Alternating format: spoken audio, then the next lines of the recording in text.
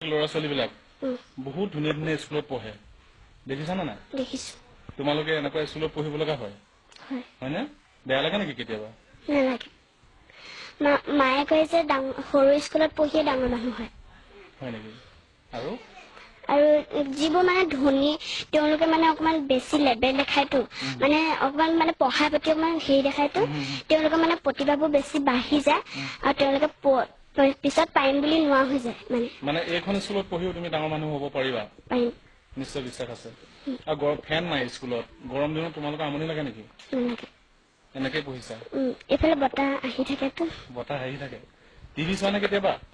TV চাওঁ কেতিয়াবা। শিক্ষামন্ত্ৰী কোন জানা?